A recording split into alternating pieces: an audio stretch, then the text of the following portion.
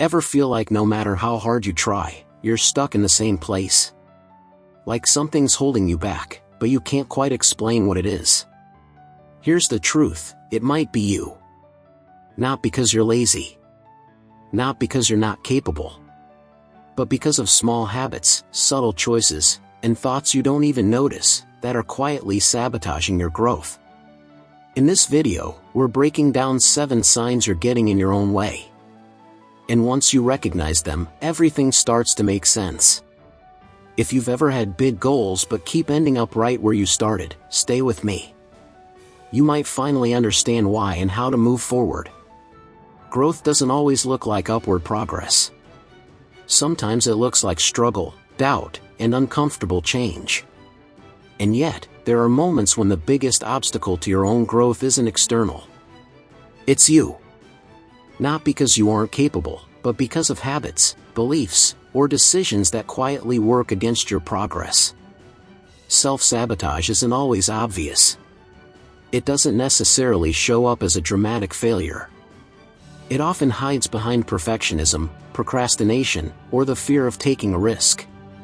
If you've been feeling stuck, drained, or unsure why things aren't moving forward, it might be time to look inward. Here are 7 common signs you might be sabotaging your own growth and what you can do about it. 1. You wait until you're ready. One of the clearest signs you're getting in your own way is waiting for the right time or to feel ready. Whether it's applying for a new job, starting a project, or speaking up in a meeting, you tell yourself you'll do it when you have more experience, more confidence, or more clarity. The truth is, you rarely feel 100% ready for anything that pushes you to grow. Growth usually demands action before comfort. If you wait until you feel perfectly prepared, you might never move at all. What to try instead? Start before you're ready. Take small steps even if you're unsure. Confidence often follows action, not the other way around. Say yes to opportunities that scare you a little. You'll figure more out along the way than you ever will by standing still. 2. You downplay your wins. You finish a big project, and instead of acknowledging your work, you say, "It wasn't that hard," or "I just got lucky." You receive a compliment and brush it off. You meet a goal and immediately focus on what you could have done better. Minimizing your successes might feel like humility, but over time, it erodes your confidence and reinforces a belief that you're never quite good enough. Growth depends on recognizing progress, not dismissing it. What to try instead? Start by simply acknowledging when you've done something well. Write it down. Share it with a friend. Let yourself feel proud, even if it feels awkward. You don't need to brag, but you do need to believe in your own efforts. 3. You avoid discomfort at all costs. Growth often lives outside your comfort zone. If you're constantly making choices that prioritize ease and predictability, you might be unconsciously dodging opportunities that could help you stretch and develop.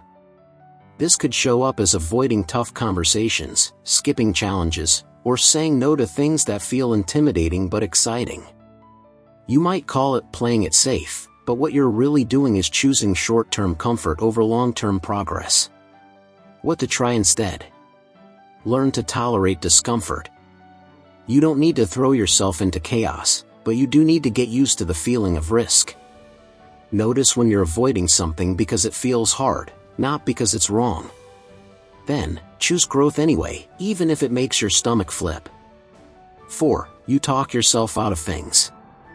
You have an idea. Maybe it's a new business, a creative project, or a big personal goal. You're excited for a few minutes, maybe even a few days. Then your inner critic chimes in. Who are you to try this? What if you fail? What if it's already been done? So you let the idea go. Not because it wasn't good, but because you convinced yourself you weren't good enough to follow through.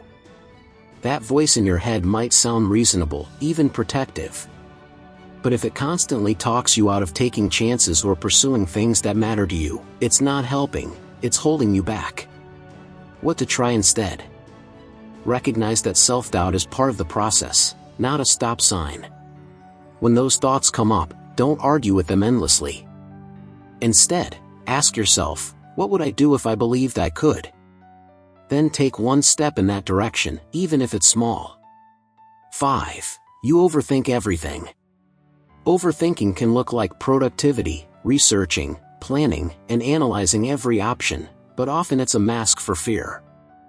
If you spend more time thinking about doing something than actually doing it, that's a sign you might be stuck. Perfectionists often fall into this trap. You want to make the best decision, avoid mistakes, or get it right the first time. But the reality is that nothing changes until you act. Overthinking can lead to paralysis, and paralysis kills momentum. What to try instead? Set time limits on decision-making.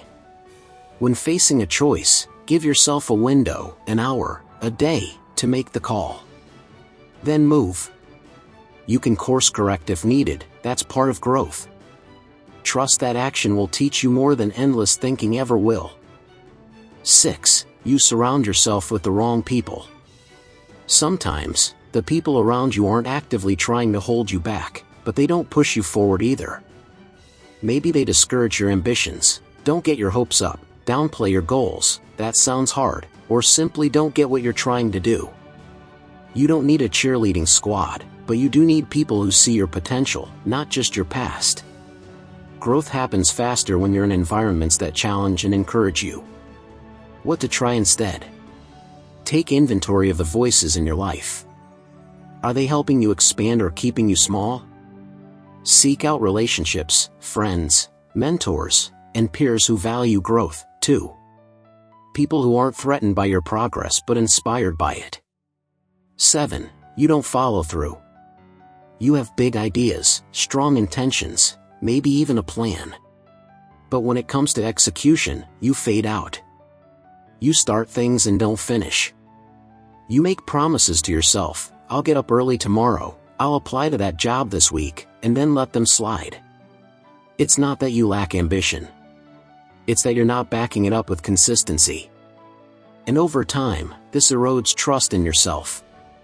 You stop believing your own words. That can stall your growth faster than failure ever will. What to try instead? Build habits of follow-through, even in small ways. Keep one promise to yourself each day. Show up even when it's inconvenient. Create systems that help you stay on track, not because you're disciplined, but because you've decided that your growth is worth showing up for. In conclusion, self-sabotage isn't always dramatic.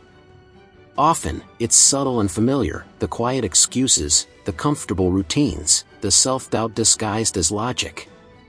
The good news? Once you start noticing these patterns, you can interrupt them. You can choose something different. Growth doesn't require perfection. It requires honesty, commitment, and a willingness to act even when you're uncertain. It's not about being fearless, it's about not letting fear run the show. So if you recognize yourself in any of these signs, take that as a good thing. Awareness is the first step. The next step? Move. Speak up. Show up. Try. That's where growth lives. If you enjoyed this video, please like and subscribe to the channel for more content like this.